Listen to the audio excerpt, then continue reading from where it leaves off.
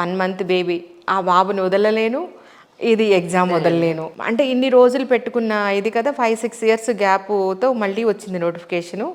అటు ఎగ్జామ్ రాస్తూ ఇటు బాబు ఇది కోఆర్డినేట్ చేసుకోవడానికి కొంచెం స్ట్రగుల్ అయినప్పటికీ కూడా ఫ్యామిలీ మెంబర్స్ అందరు కూడా సపోర్ట్ చేశారు.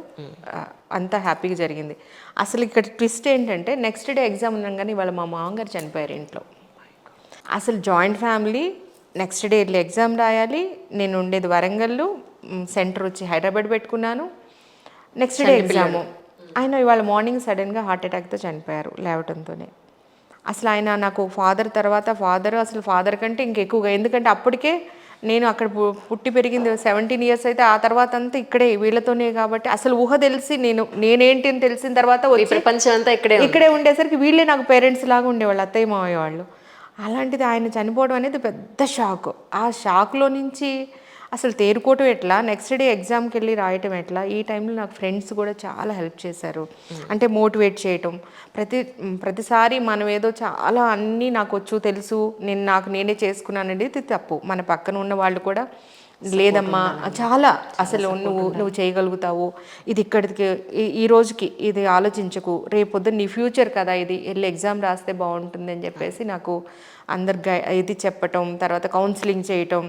ఆ రోజు తట్టుకొని నెక్స్ట్ డే మార్నింగ్ ఎర్లీగా 9:30కి ఎగ్జామ్ ఉంటే మార్నింగ్ బయలుదేరి వెళ్ళిపోయి ఎగ్జామ్ రాసి వచ్చి మళ్ళీ యాజ్ యూజువల్గా కార్యక్రమాలన్నీ చూసుకుంటూ అలా, అది ప్రిలిమినరీ ఎగ్జామ్. తర్వాత మళ్ళీ మెయిన్స్ రాసి, మెయిన్స్లో కూడా డైలీ అప్పుడున్న రోజుల్లో అసలు క్యాన్సిల్ అయిపోతుందని, వెళ్ళిన తర్వాత ఏదో పేపర్ లీక్ అయిందని డైలీ వెళ్తే రాయొద్దు అనేవాళ్ళు. నాకు టెన్షన్ ఏంటి అంటే ఇప్పుడు పిల్లల్ని చూసుకుంటున్నారు, అక్కడ జాబ్కి ఎక్కువ రోజులు లీవ్ ఇవ్వరు, ఎగ్జామ్ జరగకపోతే మళ్ళీ రాయనిస్తారో లేదో నన్ను. ఆఫీస్లో లీవ్ కూడా నాకు చాలా టఫ్ అయ్యేది. అది ఆ పోస్ట్లో ఉన్నప్పుడు మీరు ఎట్లా వెళ్తారు. ఆ రోజుల్లో ఒక ఆఫీసర్ ఉండేవారు, అసలు ఆయన అసలు లీవ్కి ఎగనెస్ట్. అసలు ఉద్యోగాలే రాకపోతే నీకు ఈ ఉద్యోగం వచ్చింది కదా, ఇది చేసుకోకుండా మళ్ళీ ఇంకేదో వస్తుందని ఎక్కడికి వెళ్తావు, నీకు అసలు గ్రూప్ 1 వస్తుందా అని చెప్పేసి నన్ను అడిగితే వాళ్ళందరికీ సమాధానం చెప్పాలి.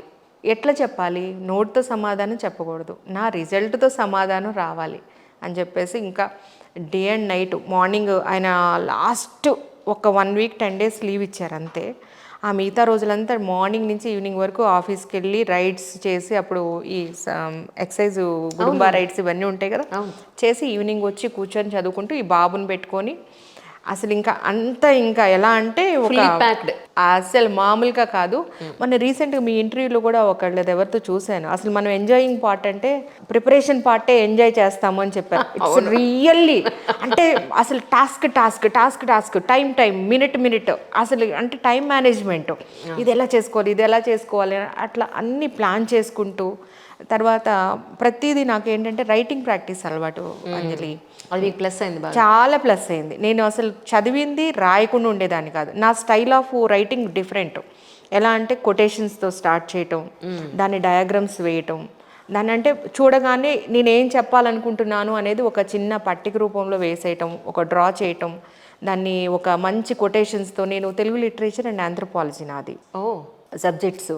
ఆ తెలుగు లిటరేచర్ వలన నాకు నెంబర్ ఆఫ్ ఇవి చదవటం బాగా అలవాటైంది. పోయమ్స్ బైహార్ట్ చేయటం, తర్వాత కవితలు చదవటం బాగా. ఇంకంటే అసలు అప్పటి వరకు నాకు తెలుగు అంటే తెలియదు, ఊరికి తెలుగు మాట్లాడతాం కాబట్టి తెలుగు తీసుకున్నాను. కానీ అక్కడికి వెళ్ళిన తర్వాత దాని మీద సబ్జెక్ట్లో ఇంట్రెస్ట్ ఇదయ్యి ఎంఏ తెలుగు కూడా చేశాను నేను. అంటే కాదు, లాస్ట్లో డిస్కంటిన్యూ అయిపోయింది, ఒక పేపర్ ఏదో మిగిలిపోయింది, రాయలేకపోయాను.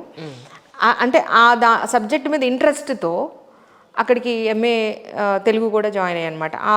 బాగా నేర్చుకుని ఆ పోయమ్స్ అన్నిటిని నేను ప్రతి దాంట్లో అప్లై చేసేదాన్ని.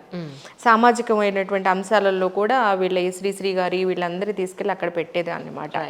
సమాజాన్ని ఎలా పైకి ఇది చేయాలి, సమాజం ఎలా ఉండాలి అనే దానికి కూడా, అంటే జనరల్ స్టడీస్లో ఎస్ఏస్లో కూడా నేను దీన్ని తీసుకెళ్ళి పెడుతూ ఉండేదాన్ని. తర్వాత ఓల్గా గారి రచనలు తీసుకొని స్త్రీ యొక్క ఇది ఏంటి, ఎలా మీకంటూ ఒక స్టైల్లో నాకంటూ అంటే నేను ఓన్గా అంటే ఇది మెటీరియల్ అంతా తీసుకున్నప్పటికీ కూడా నా రైటింగ్ స్టైల్ డిఫరెంట్గా ఉండేది. నేను రైటింగ్ ప్రాక్టీస్ చేసేదాన్ని.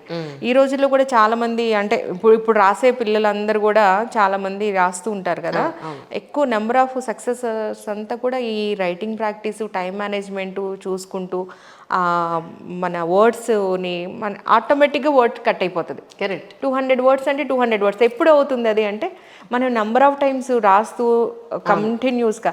నాదైతే అందరూ సర్ప్రైజ్ అయ్యేవాళ్ళు, పెద్ద పెద్ద గోతాల నిండా పేపర్స్ ఉండేవి, అంత కట్టేసి పడేసేదాన్ని కాదు, వాటిని చూసుకొని సాటిస్ఫాక్షన్. తర్వాత వాసిరెడ్డి అమర్నాథ్ గారు అని ఇందాక చెప్పాను కదా నా గురువు గారు, ఆయనకి పర్సనల్గా నేను వరంగల్లో ఉన్న పేపర్స్ టెస్ట్ రాసుకునేదాన్ని, సెల్ఫ్ టెస్ట్.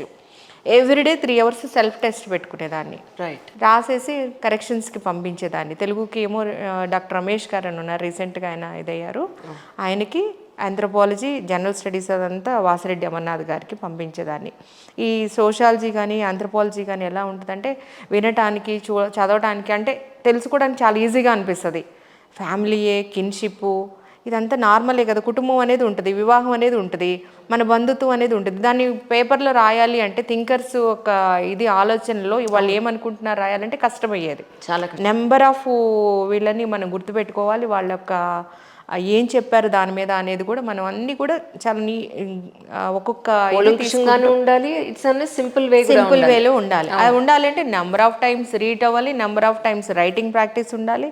ఇదంతా చేసుకుంటూ ఆయనకి పంపిస్తూ ఉండేదాన్ని. ఆయన కరెక్షన్స్ చేసి నా మీద నాకు కాన్ఫిడెన్స్ ఎప్పుడన్నా అటు ఇటు అయినప్పుడు సార్కి ఫోన్ చేసి, సార్ అంటే ఏం లేదు నువ్వు అలాగే ప్రిపేర్ అవ్వమ్మా ఏం కాదు అని చెప్పేవాళ్ళు. అంటే ఇలాంటి వాళ్ళు ఉన్నారు నాకు కొంతమంది మంచి మెంటర్స్ ఉన్నారు. మంచి మెంటర్స్ ఉన్నారు. ఎప్పుడు కూడా అంటే నాలో ఎంత ఇది ఉన్నా సరే నా పాజిటివ్స్ చెప్తా ఉండేవాళ్ళు, నీకు ఇది పాజిటివ్ ఇది ఉంది, నీకు ఇది పాజిటివ్ ఉందని.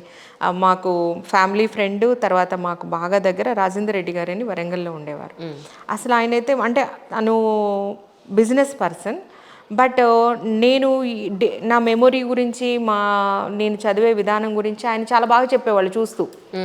అంటే ఇది ఎవరో చదువుకున్న వాళ్ళే చెప్పాల్సిన అవసరం లేదు, మన గురించి మనలో ఉన్న పాజిటివ్స్ మనతో పక్కన ఉండే వాళ్ళందరూ కూడా మనకి బాగా గైడ్ చేసే ధైర్యం ఇచ్చేవాళ్ళు, గైడ్ కూడా చేసేవాళ్ళు. అసలు ఈ టైంలో నువ్వు ఇలా ఇలా ఇలా చదివావు, ఇలా ఇలా అయ్యావు అనగానే ఓకే ఓకే అంటే సమ్ టైమ్స్ మనం కూడా అప్ అండ్ డౌన్స్ ఉంటాయి, భయం వేస్తూ ఉంటుంది లైఫ్లో, లోలో ఉంటాము ఇది ఉంటాం కదా, ఆ లోలో ఉన్నప్పుడు ఇలాంటి వాళ్ళందరి ఇది నాకు గైడెన్స్ బాగా ఉపయోగపడేది.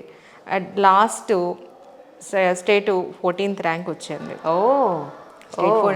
తర్వాత వరంగల్ డిస్ట్రిక్ట్ ఫస్ట్.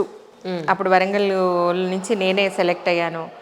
చాలామంది ఇంటర్వ్యూస్ చేశారు, చాలా ఇదైంది, చాలా గొప్పగా అన్నారు. ఓకే అదంతా అయిపోయింది, ఆ ఎపిసోడ్ అంతా అయిపోయింది. నాకు ఆర్డీఓ వస్తుందని నేను అనుకుంటే మిస్ అయింది 3 మార్క్స్తో.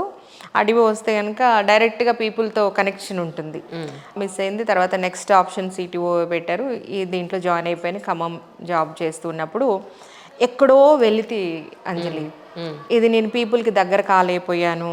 అంటే ఇండైరెక్ట్గా ఈ గవర్నమెంట్ రెవెన్యూ మీకు తెలిసిందే కదా, కమర్షియల్ ట్యాక్స్ అత్యధికంగా రెవెన్యూ ఇస్తుంది గవర్నమెంట్కి, స్టేట్ గవర్నమెంట్కి.